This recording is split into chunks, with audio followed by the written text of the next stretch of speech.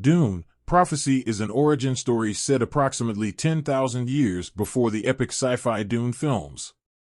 The show was developed by Diane Adamujan and Alison Shapker for HBO, and explores the origin story of Bene Gesserit and unpacks how the organization transformed into the powerful sisterhood it is known as in the present-day Dune universe. In Dune, Prophecy, we explore Valya Harkonnen's, Jessica Barden, origins and how her new ability would influence Bene Gesserit for centuries to come. The premiere revealed Valya as the first ever user of the Voice. The Voice is an audio-neuron control mechanism. This mechanism is used to control unwilling parties through the tonal shifts of one's voice, and when this tool is activated, it can be used to control said victims' every action, even to their detriment.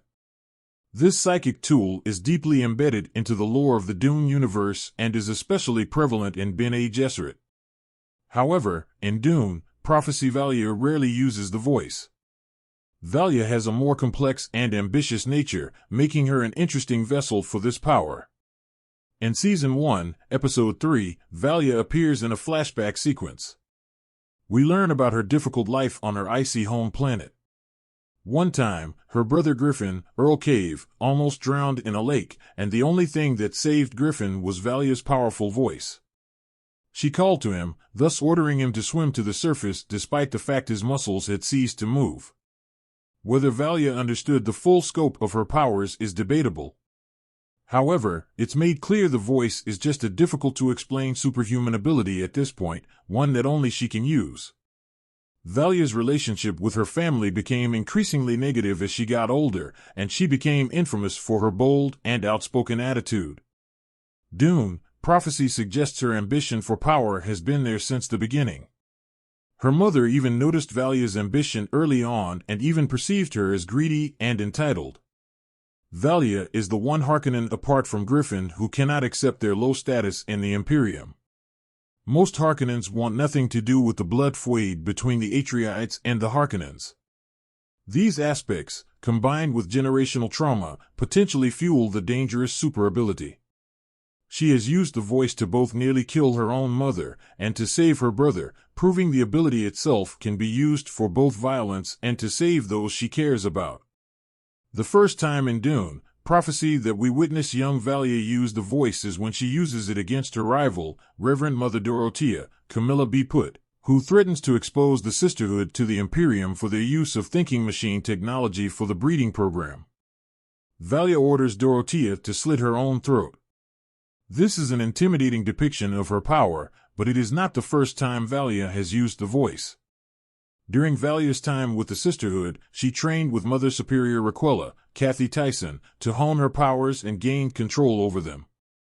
Before Dorothea's death, Valya even mentioned she wanted to share the Voice with her, but Dorothea never would have befriended Valya in the first place had she known the truth. Valya's desire for strength both politically and supernaturally is obvious. However, she knows she won't be able to achieve these goals on her own. She shared her abilities with Francesca, Charithra Chandran, and Kasha, Yaren Ha. These women were her allies in the Sisterhood and even idolized Valya to some degree. The terms in which she befriends people are unusual. She doesn't have average friendships. Instead, she makes followers. She uses the Voice to force Kasha to slap Francesca to showcase her ability. This moment between Valya, Kasha, and Francesca is the event that triggered new Voice users in future generations. Valya's increased influence within the Sisterhood allows her to use the Voice on political figures. In recent years, what happened to Francesca has not been shown. However, Kasha became the Emperor's truth heir. Valya champions Theodosia, Jade Anuka, and it's likely Valya will train one of the sisters to use the Voice. While this superhuman weapon seems nearly invincible, the Voice isn't impossible to resist. This was proven by Desmond Hart, Travis Fimmel, as he could resist Valya. This unique immunity is thanks to the powers Desmond was gifted on Arrakis. Nonetheless, Valya's imposing influence over the entire Sisterhood thanks to the Voice makes her a powerful figure, and while this is a prequel that has yet to come to an end, we know the power of the Voice lives on in the Dune franchise. Dune, Prophecy is available to stream on Max in the U.S. warns the children that Crimson Jack is a scoundrel, and Jod quickly tries to save face by reminding the children that he warned them about KHYMM. They scuffle and KHYMM winds up caught under a pile of books and maps as Jod leads the children out of the observatory. KB lingers behind to make sure KHYMM is all right, fueled by her own mistrust of Jod, and KHYMM cautions her to trust her head and not her gut when it comes to Jod, vowing to always be of help if the children need her. When they get back to the ship, Fern decides she's also had enough of Jod and his lies and half-truths, and she bars him from boarding the ship until he tells them who he really is. He tries to evade her demands, but SM-33 is more than willing to enforce his captain's orders. Jod admits that he never said he was a Jedi, he simply didn't correct Vim when he made the claim. Jod tries to reason with the children, going so far as to compare them as lost people, while promising to help get them home, especially if there's a reward involved. KB tells Jod that he works for them, not the other way around, and Jod reluctantly agrees to their rules. The episode ends with Jod and the Core 4 having to evade the pair of X-Wing fighters that KHYMM hailed when Crimson Jack showed up with the children.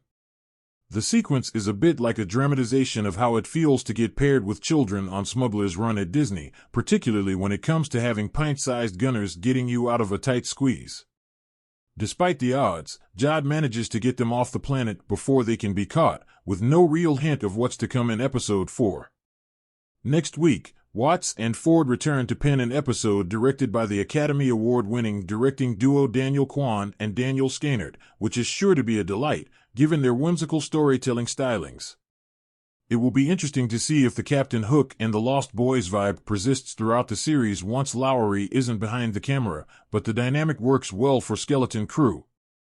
The series has really set itself apart from the rest of the Star Wars fare by toying with a more Amblin style, harkening back to the Spielbergian era of the late 80s and early 90s, which perfectly blends with Star Wars' campier aesthetics. With 3 episodes under its belt, Skeleton Crew has crafted a very curious mystery to solve where Aten and Jod are concerned. Hopefully, the creative team has given themselves enough time with the remaining episodes to answer both, while still exploring the larger galaxy around the characters.